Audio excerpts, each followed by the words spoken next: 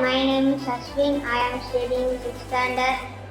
Hi, my name is Niranjan Kumar. I am studying in 8th standard. We are learning in Ashtrix School of Robotics in Arumbakkam. Our project title name is Solar Powered Car.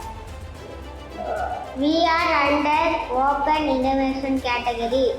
Component used solar panel, solar charge power module, battery, motors, battery management system, PWM, chassis, wheels. Battery gets charged with solar panel and using the power this motor is run. Let me show how it works.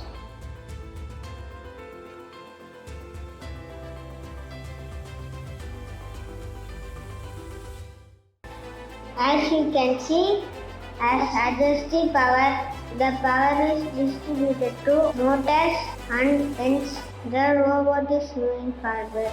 Thank you.